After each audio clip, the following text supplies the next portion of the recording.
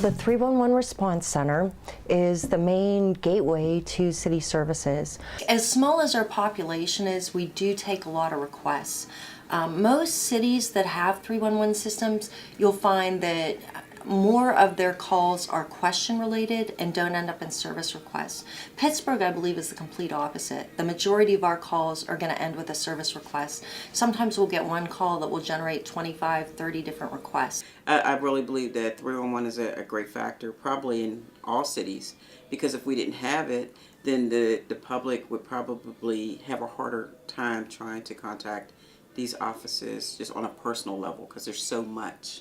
So we do what we can to try to help in between, because sometimes it doesn't always have to go directly to whatever that department is, because if we can help, if we have whatever forms that need to be sent out, then that's one less step that someone has to, one less day that they have to wait for the mail to get their items and things like that. So I guess at the end of the day, as long as they're satisfied, then we've done our job.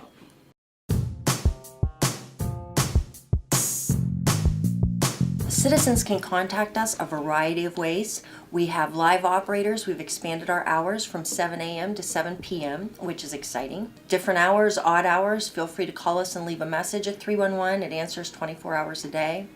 And then we also have 311 postcards that we'll pass out at community meetings that you can fill out and send in. Those are postage paid. So if you have a group event and need some of those, please feel free to let us know. We also have a Twitter account, and our handle for that is @PGH311. And we can actually process service requests through that handle and send back your service request ID number.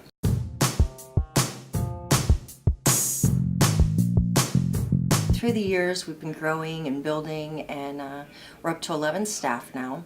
And one of our most exciting endeavors at this point is we're finally getting new software. We're currently using something that was built in-house in the late 1980s, and now we're moving up to a new product. We're in the process of implementing it and hope to have full implementation by this summer or fall. So that's going to make a lot of great improvements to 311, the efficiency of the service we can provide, so we're very excited about that. Twitter has opened up an opportunity for an entire new process to people who don't normally have an opportunity to reach out to 311. It's fast, it's monitored 24/7, generally replying to people between the hours of 7 a.m. and 7 p.m.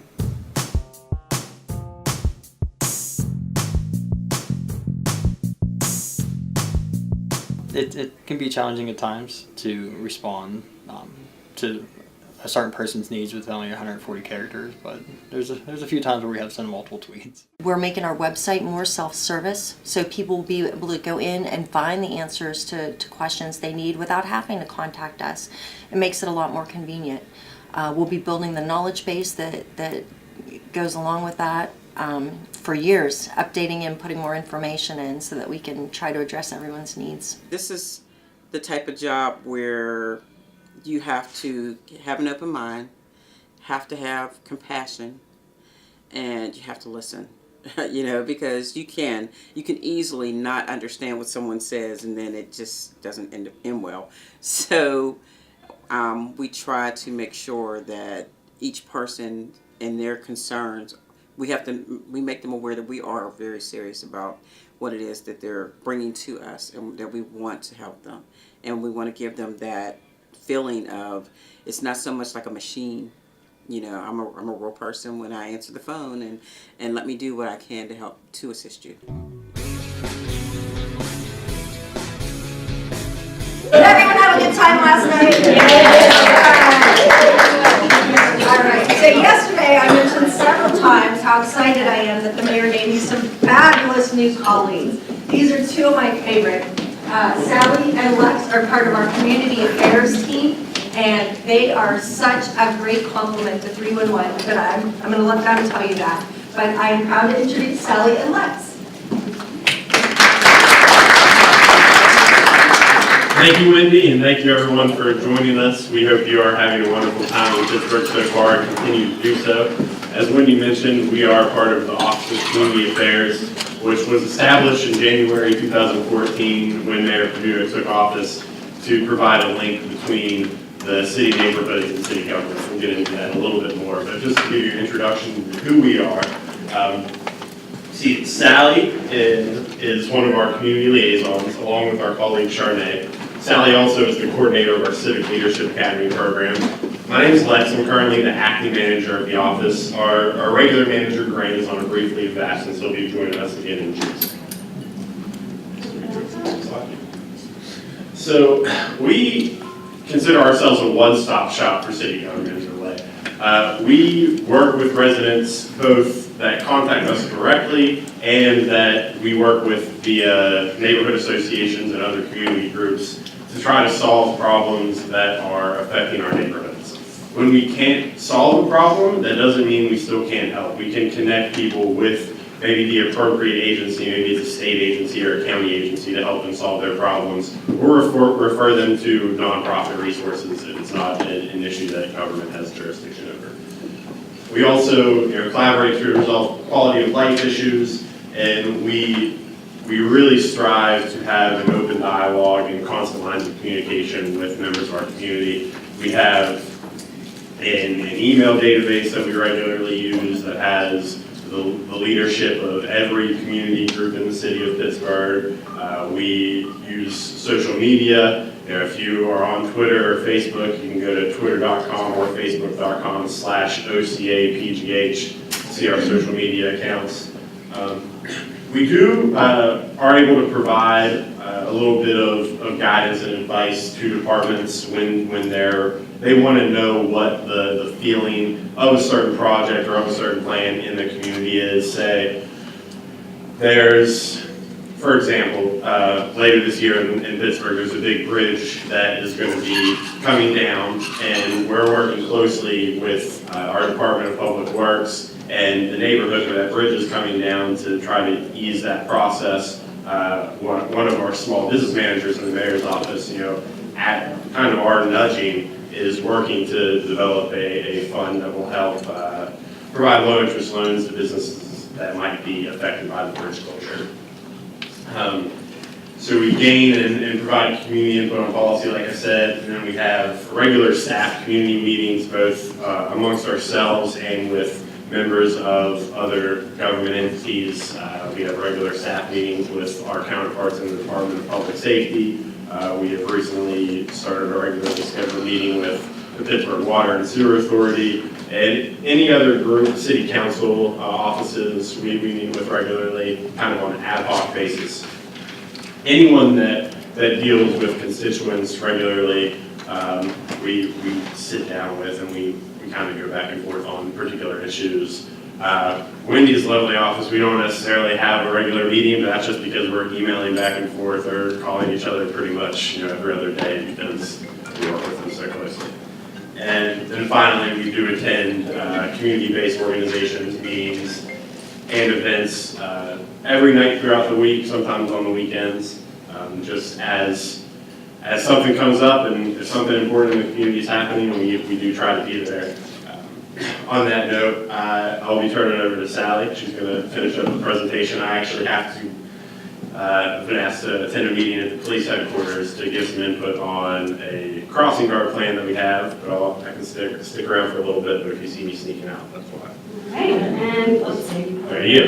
If anyone else needs this, Wendy, if you want to comment, you should hold that. And I do just want to emphasize on this point here. I think one of the most valuable things that our office offers is that, a lot of times when the city can't solve the problem or our office can't solve the problem, we have the time and the resources to give someone a very complete answer. And I think a lot of times that's just as satisfying when you understand what the system and the process is, and then you understand why it is that certain thing can't happen. So in my presentation today, I've broken down what we do into 4 fields. 4 fields of where we receive our resident input, and as well as where we talk to our residents as well. So I'll go through each and also go into the resources that we use when those calls or when we're out in the community, the resources that we use to address the issues. All right, so each one of us, the 4 of us, have a different type of responsibility. For example, Charnay has a background in social service, so she is a lot more familiar with those processes to address problems that fall under that category. Our manager, Grant, spends more time working at the next level up with other managers, working on a little more policy. He's spearheading our website that we hope to have up soon. And so I would say for me, I spend a lot more time on the phone, right? So our main line for community affairs is also my line, which I love. I mean, I couldn't give that up if I wanted to. So when I talk about where those calls come from, so the calls I get throughout the day, and it's definitely much lesser volume than what 311 would see. But those start with the mayor's office receptionist. The people I talk to are calling the mayor's office. And most of the conversations I have usually start with, I need to speak to the mayor. How do I get a meeting with the mayor right now? This is an emergency. And then we go from there. And so when that call comes to the receptionist, she identifies that there is, there's a need for follow-up, there's a need for research, there needs to be someone to track that issue. And that is when she transfers the call back to us, and then we process it from there. And I will say that, we do all 4 of us pick up calls as well. So when those calls come in, they fall into 3 rough categories that I've listed here. A lot of times people will call with, with 311 issues. Either they don't know that 311 exists, or they're a little hazy on how the system works, and so we'll just process those calls, right? Instead of transferring, all day long, I am sending things through the 311 online submission form, which is the most wonderful, wonderful thing in the world. So people call about potholes, especially right now because of our terrible winter we've had. People want their streets paved. They have issues with buildings that are falling down or neighbors that are not maintaining their property. We get a lot of calls about people want to see intersection upgrades, right? So they don't feel safe crossing the street because a crosswalk has run away, or there aren't any blinking signs for pedestrians. So people will call about things like that and ask. And those are easy for us to process because it's a matter of sending it through 311. We can track it, and then the appropriate department will address it. So nothing too crazy. And then the second one. So a lot of times what happens is people call with an issue that it needs a little more attention than what a simple 311 request can offer, or it's a multi-layered issue. So for example, I had a woman call who has a large retaining wall in front of her home that's crumbling, and it was not clear whether or not the city owned the retaining wall, and she wasn't getting a response back of whether who was responsible for it. So in that case, then I'm able to follow up with the manager at that DPW zone and say, hey, do you have, can you fill me in on what's going on with this issue? And so he did have to check, and it ended up that the city did own the wall. So we're going from there. Nuisance properties are another great example of something that sometimes can need a little bit more coordination as well. And what I'll find too is that, so someone has a building that's falling down behind them, a home that's been abandoned. He calls me and he says, I've called 311 all these times and nothing's being done. And then I go back in the system and see that he's called a couple times in the last 3 or 4 years. But he's never actually said, please consider this home for demolition. Please, address these structural issues. He'll say things like, there's paint there's 10 cans of paint on the porch, or there's weeds. So he's calling, but he's not saying the right key phrase that he needed to get someone to come out and get that house on the demolition list. So that's something that we can rectify and then help him track the issue to its end, keep them updated. And I think what helps as well is to explain how that process works. Right, so you have a building that's falling down, and you send it through 311 to request a building inspector to look at it. They'll look at the property, and they have to send a letter to notify the property owner that they have 30 days to address it.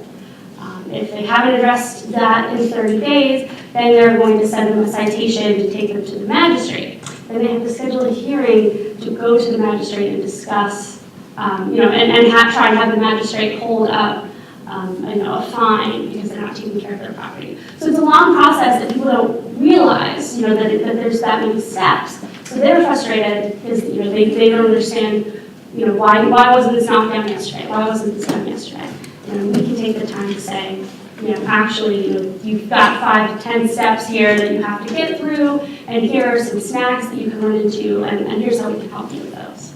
And another great one that we get a lot is people that call about the Pittsburgh Water and Sewer Authority. So we've developed a really wonderful working relationship with PWSA. Sometimes people call, they're having trouble with getting through on the line. PWSA has been making a lot of upgrades.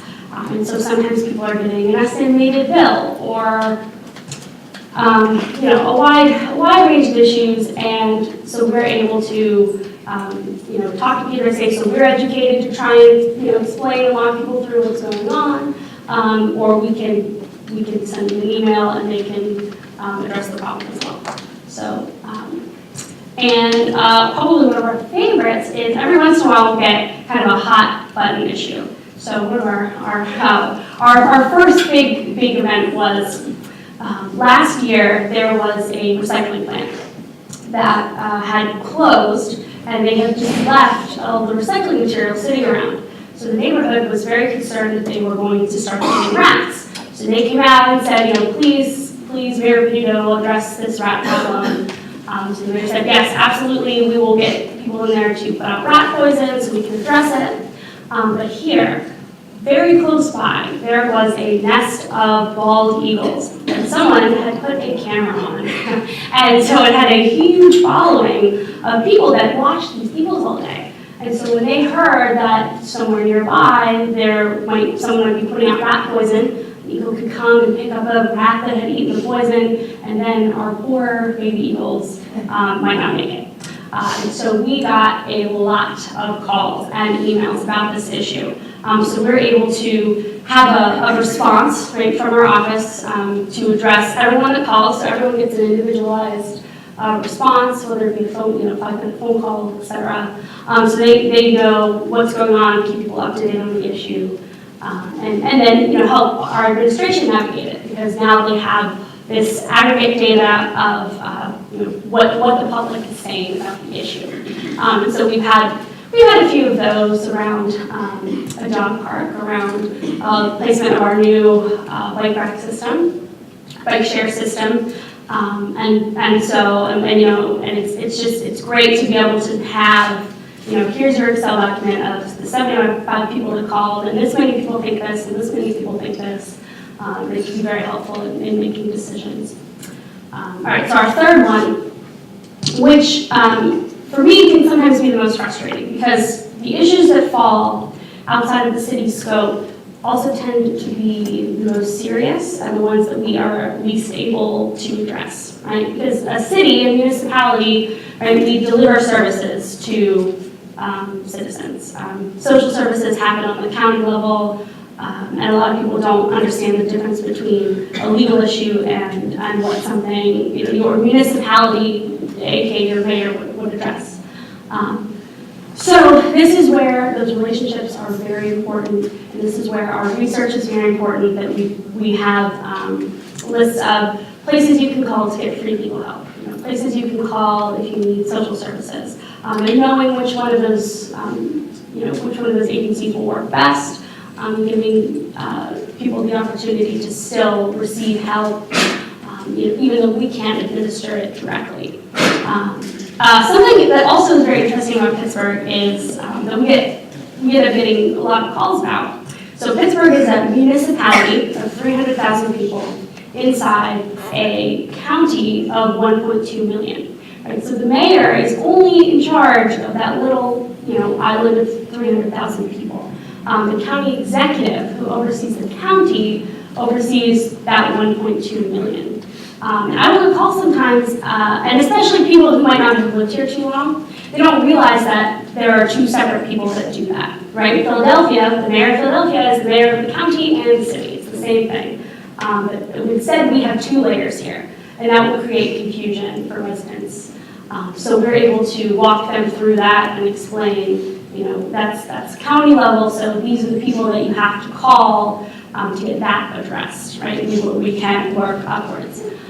And then that's another good example of we have some very strong relationships with people in the county executive's office. So when it's necessary, we can send them an email and say, hey, can you follow up with this person? Can you explain to me this process so I can pass it along and help people out?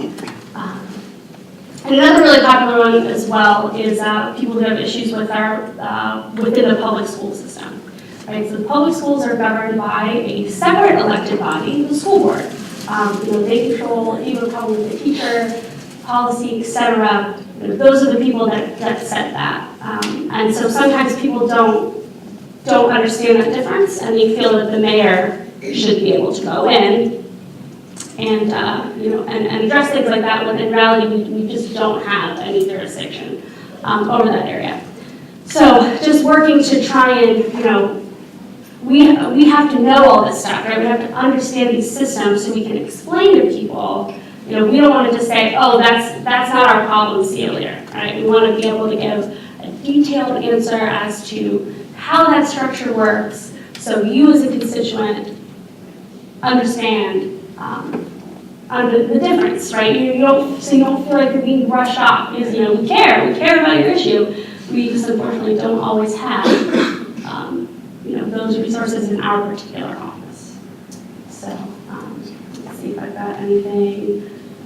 And I should mention too, the two big ones that will get called out a lot are in wintertime, people who want their streets plowed, and in the summertime, people who want vacant lots, their weeds cut. So that's another one where proven is a huge help. All right, and so when I've got somebody on the phone, I try and aggregate the call and what they're looking for as quickly as possible. One of the first questions that I find most important to ask is, who have you spoken to so far? Because most of the calls that come to our office, when someone's calling the mayor, it is the call of last resort. They've already called 3 or 4 other people, and whatever problem it was they had with that system, then it ends up with us. So often I'll find, they've called their city councilman's office. And we work very closely with city council on a lot of different constituent issues. So I'm able to call, get a background of what's going on. Sometimes, constituents don't give the whole story. So I can find out from that council person, what research they've done. It's also really helpful when someone has a name of the person they've spoken to in a department.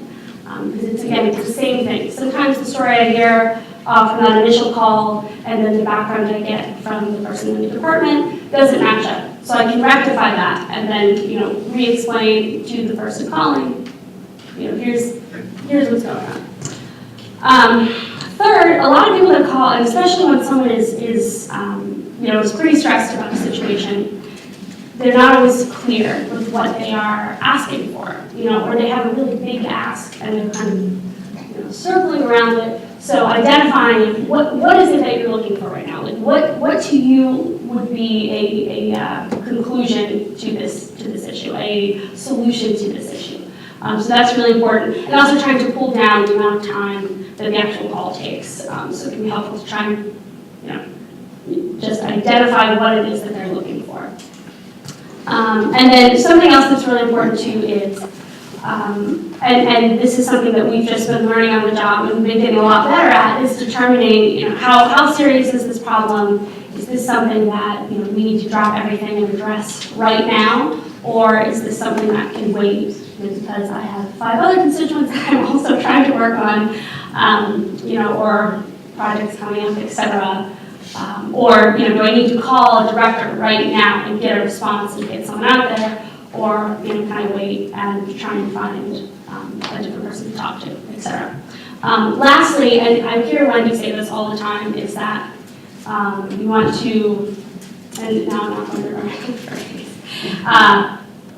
right, you want to under promise and over deliver. Under promise and over deliver. And I would say I am really terrible at that, but I always think about it when I'm on a call, because I want to promise the world and I want to, work very hard to address whatever issue they're calling about, but I try very hard to remember it's important, to not promise too much until you can confirm that you can deliver.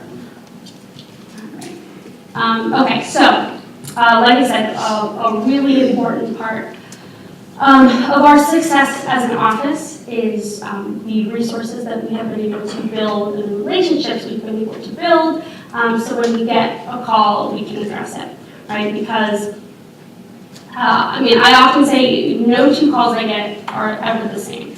I'm always amazed every day at the new calls that I get that people call the mayor's office about.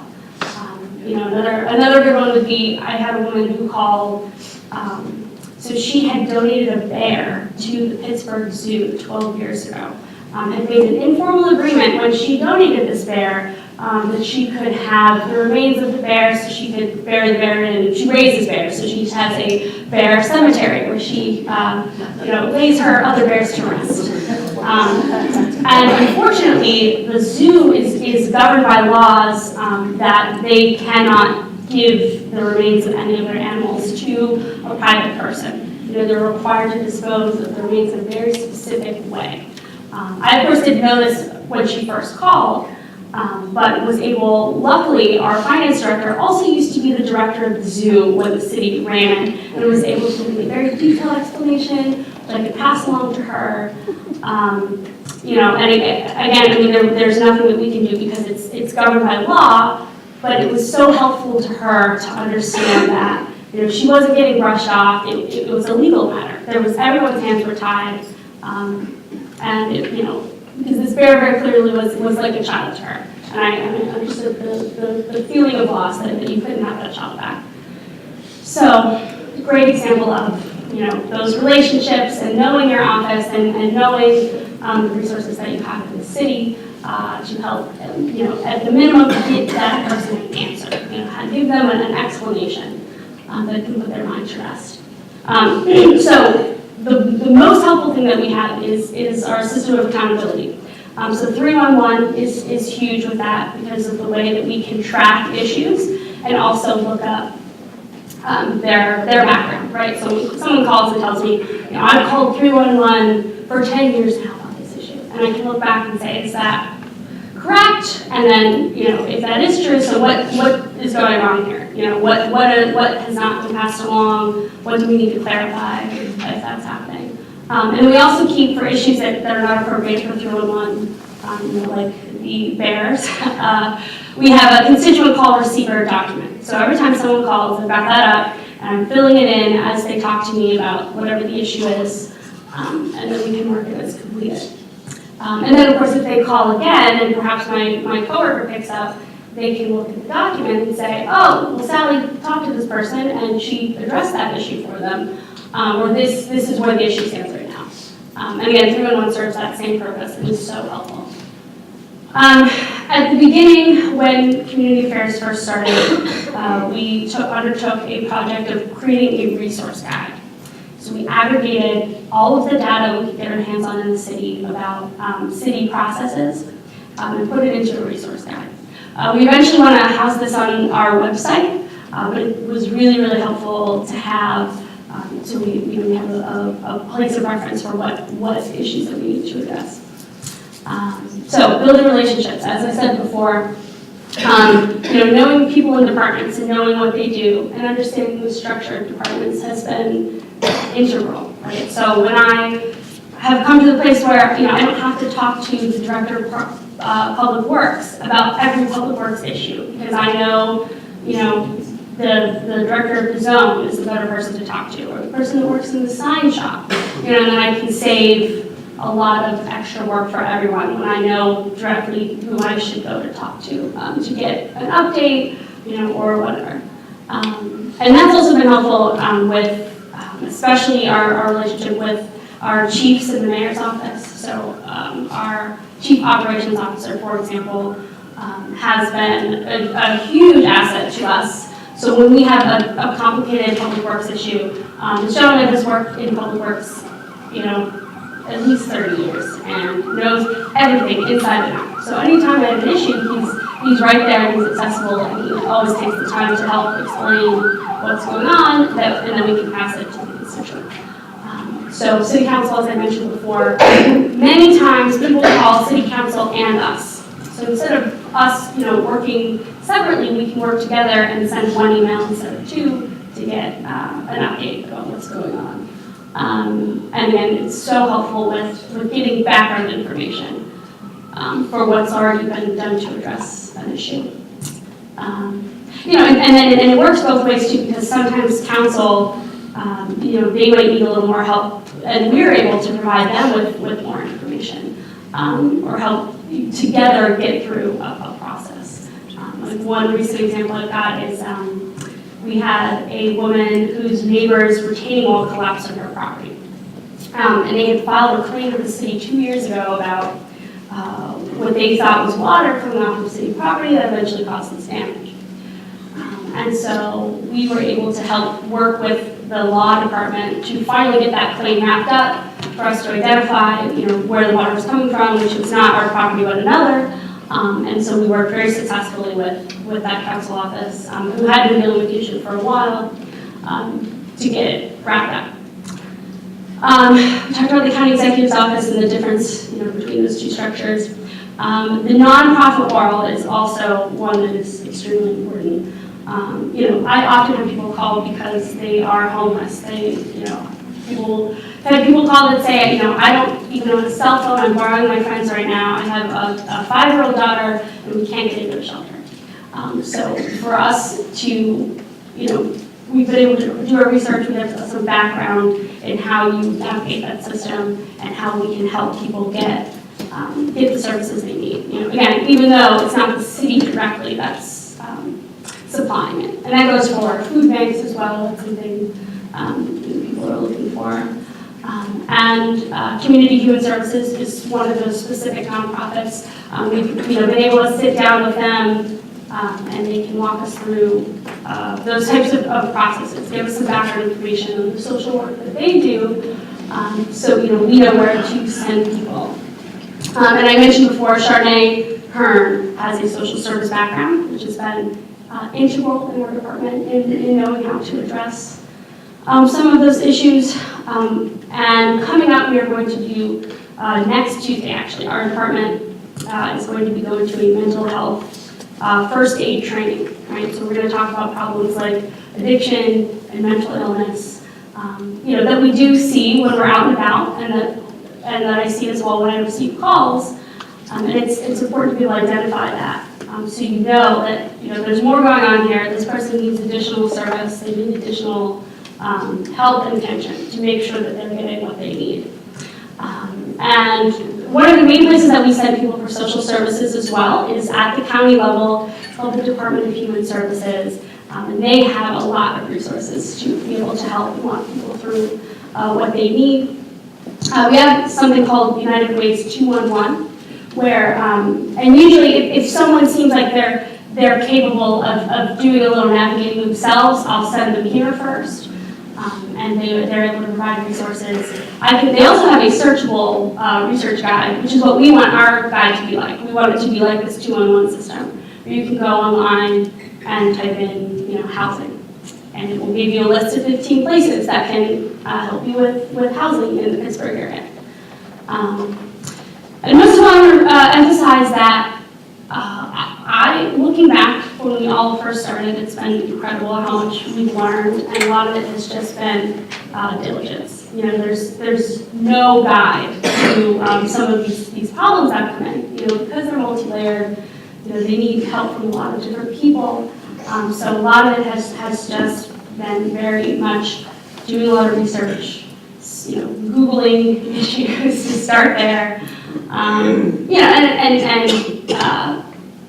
and we, you know, we've just accumulated so much, and yet we have so much more to learn. Right? Because, like I said, every call is different. You know.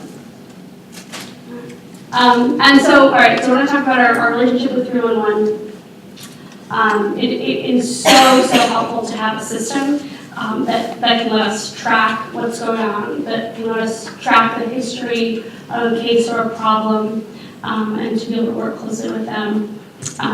And it also allows, you know, brings a lot of accountability. So sometimes emails get lost, emails go unanswered, but there's dedicated staff that are always looking at those 311 requests coming in.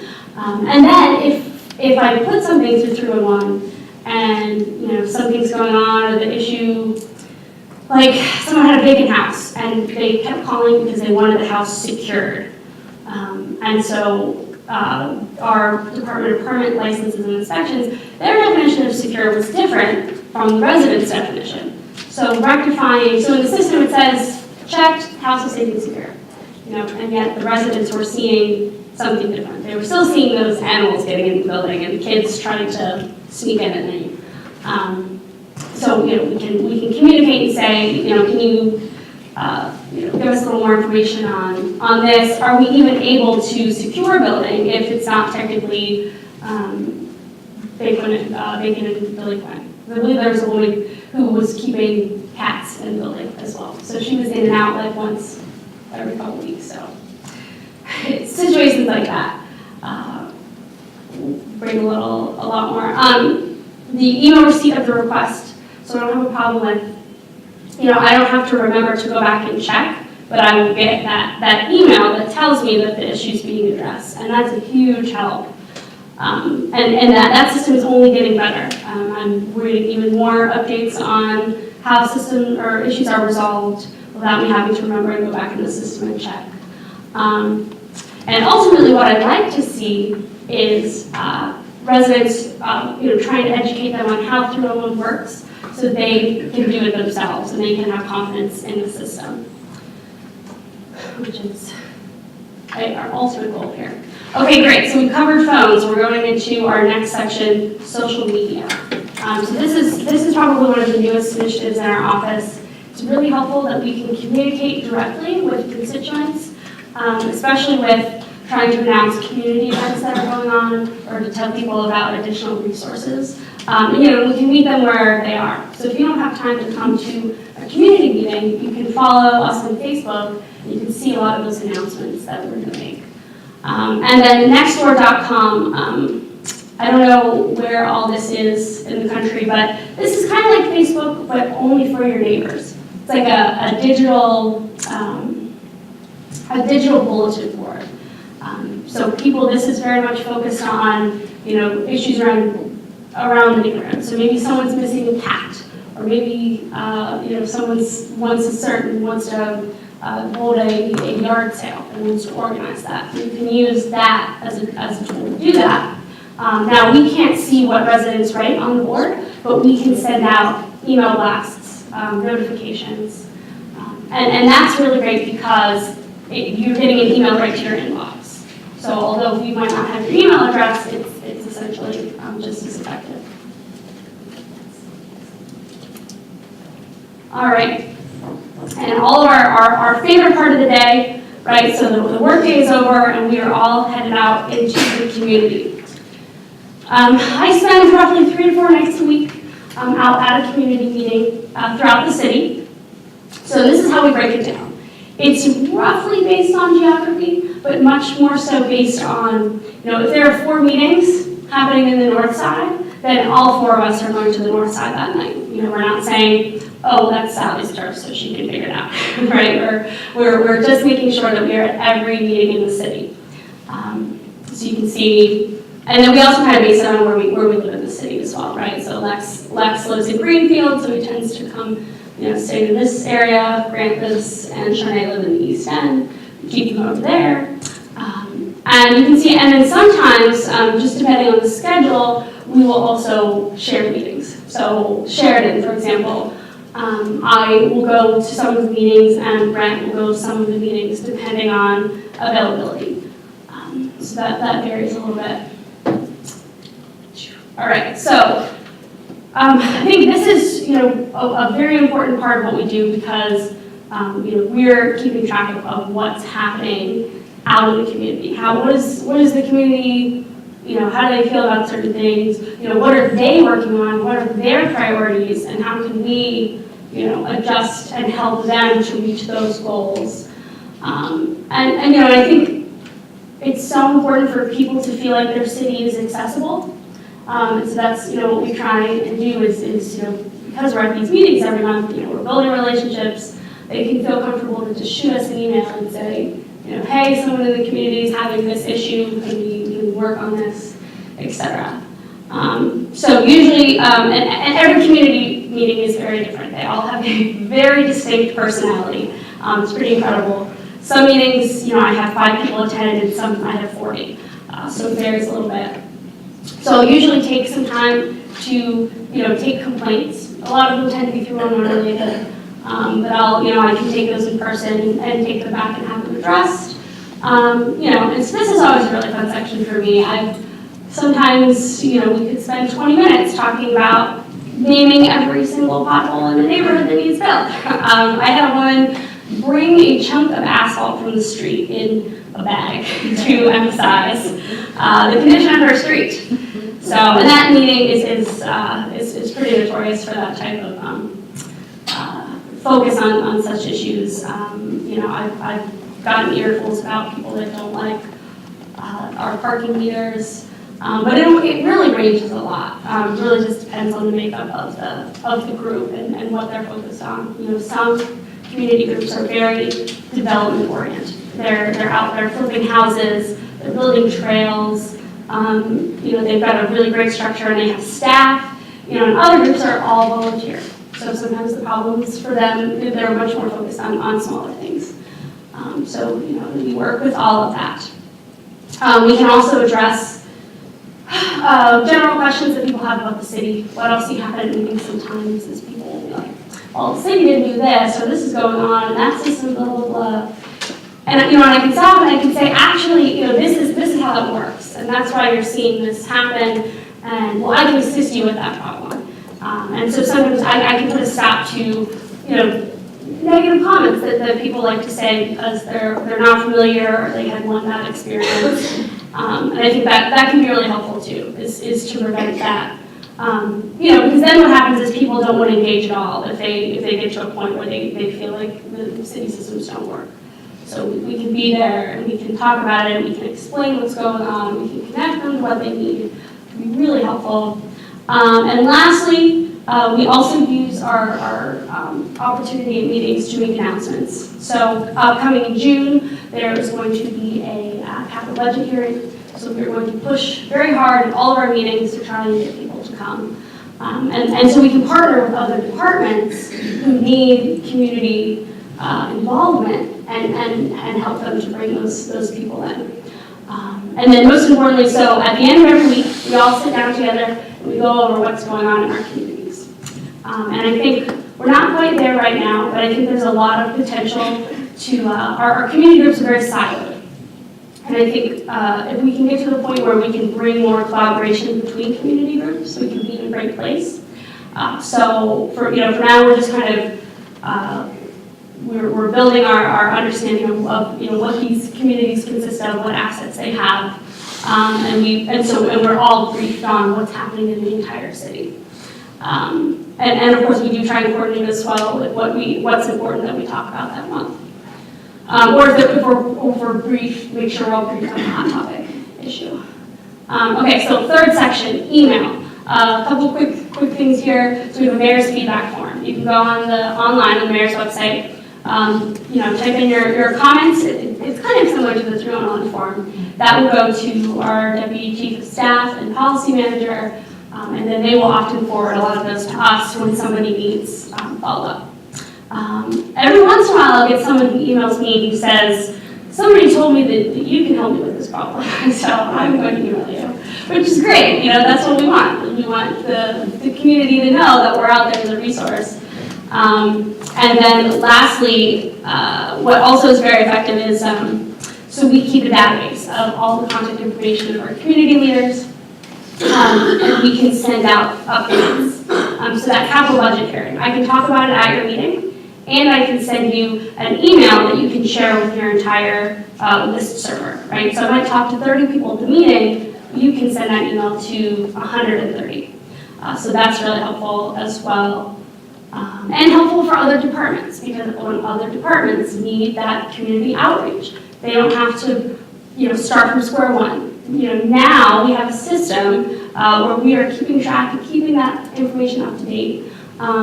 We've definitely had some snags here and there from problems with, in the past, because that didn't exist, the community outreach has not been as thorough. So we now have that, so we can address that problem and make sure we're bringing this in for everyone. Okay, so this brings me to the question of, right, so how do we better engage and educate our residents? Besides, the people that call in, and I can talk to them about that specific issue, right? How do we get them to the point that, they're understanding the systems themselves and they can help work through the system and have a greater understanding of the city? And one of the ways we do that is with the Civic Leadership Academy, which is a program that I run. I'm in the second semester of it, or second course that we've gone through. So what is the Civic Leadership Academy? And we call it CLA for short. So it's a free 10-week course that is open to all residents. So it's Wednesday evenings from 6 to 8:30 p.m. We visit 12 departments, and we bring in 30 residents over the age of 18. And the goal is that you foster more informed, effective, and inspired residents, right? So that understand processes better and have a more realistic expectation of what their municipal government can do for them. It also creates a lot of transparency, and I think it's just so wonderful to put a face to that department. Right, you can read a negative article in the newspaper about a department, and the city can seem like this overwhelming black box. But this really breaks it down. It puts a face to the people that are plowing your streets and picking up your garbage, or running your 301 system. Wendy, always participates in the CLA, and I think people leave feeling like wow, I had no idea the city did this much, and that we were working on these things, and that system was actually that many steps. So now 10 weeks, 2.5 hours a week is a lot of time for someone to dedicate. So how do we create a system that people are showing up and they're staying consistent and they're staying engaged? We do that a few different ways. So one, to participate, you have to apply. I'll go through these in a little more detail. We also have the mayor give the opening speech, so you get to spend about a half hour, your group and the mayor, which I think really means a lot to people, to get to really see and ask him questions. There's also what I try to emphasize, a big networking component, right? So you have people from all over the city that are coming into this. We also elect 2 class representatives at the end. They speak at graduation, and they also are in charge of trying to keep the class engaged in meeting up after class, and helping with the class project, right? So at the end, the class is expected to do a service project in the community. And then we have a graduation, right? A formal graduation. You get a certificate of completion, and we also try and have the mayor come and speak at that as well. So you really get a feeling of accomplishment that you have made it through these 10 weeks. So I'm going to put a list up here of the departments that we visit. Tonight we will be going to the Pittsburgh Water and Sewer Authority, so I'll be joining you for the tour. Then I will be staying there for our class at 6. So for how most of these work is, some departments will give a presentation, hour and a half presentation, and then answer questions. Others are a little more hands-on, so when we go to the Fire Bureau and EMS, for example, they do a tour of the fire trucks and the equipment they use. For the police bureau, we had the bomb squad come in and show us their equipment that they use. So it varies a little bit. Some of these are downtown, some of these will go on site, which I think is really helpful as well, especially for Parks and Recreation. We go out to a building, right? So you're being pulled into a park, you're being pulled into a city asset that maybe you didn't know about. We usually go to the ice skating rink, for example, and a lot of people didn't even know that there was an ice skating rink there they could use. You might also notice that there are 10 weeks of 12 departments. Some of these we split, right? So Department of Public Works and Parks and Rec share the same class, and they just do an hour presentation instead of 2. So, and it's just, as most people describe it, it's a big data dump of information. Part of the application process, what's really important is diversity, right? So if you remember that map, we'll pull that up again here. So there's always a lot of animosity friendly or not, between the north side of Pittsburgh, the south side of Pittsburgh, and the east end. Every meeting I go to, I will hear the north side say, oh, those people on the south side get all the resources and the money. Or the people in the east end say, oh, they're spending all this time on the North Shore. So people always have this idea that they're... You forgot the west. Oh yeah, and of course the west end, right? West end, there's another notorious, right? Definitely don't want to loop them in with everybody. Right, so a lot of this idea that the city can be very siloed, right? You exist in micrometers in these neighborhoods. It has somewhat to do with our topography. We always joke that Pittsburghers don't cross rivers, which is very true. I live in Mount Washington, and my dad is from there, and he does not know anything about the East End. He's not interested. He doesn't go there. This is where he's comfortable. A lot of my family is like that. So you'll see that a lot. Anyway, so it's really important that we can bring together these people from all over the city who are all civic-minded. And I think it really opens up people's eyes in what's going on in other places. So I also try and get diversity in what people do. Right? I don't want a room full of social service workers. I want people who work in the tech industry. I want lawyers. I want community activists. Right? Because the lawyer's opinion on what's important is different from the social workers. So those people, I want those people to be exposed to each other and create this space. You can have a really informative conversation about what's important in our city.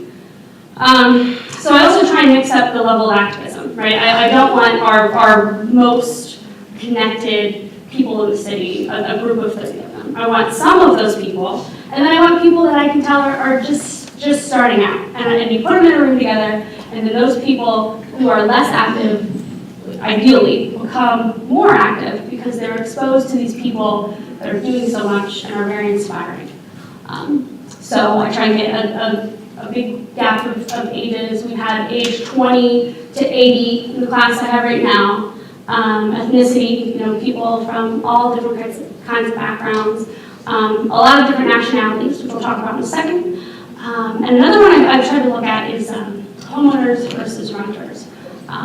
So people who rent tend to have a little bit of a different outlook than a homeowner, right? And I often, something that people love to bring up at community meetings is, our neighborhood's going down the toilet because there's too many renters, right? And we need to stop this, and this is a really terrible problem. But it isn't necessary, right? And so when I can bring those two people together and say, look, if these people might rent, they care about the community just as much as you do.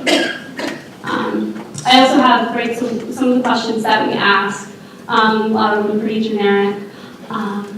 So a new one that I've added is interactions with the city, right? I want to know, like, what is your current, you had positive interactions, negative? And then I want a mix of both, right? I want to bring in those people that might have had a bad experience, because I want them to learn about the city, and how maybe you can address the problem differently in the future, or why that problem didn't go well, etc. So that was very helpful. And we try to emphasize as well, we want people to carry this information back to their community. So we're trying to bring that up a lot.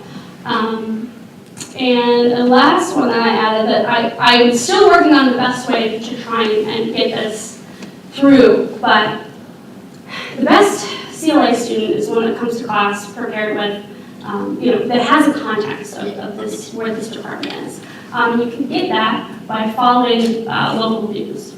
So I tried to, on the application, ask people, how often do you read the paper? What paper do you read?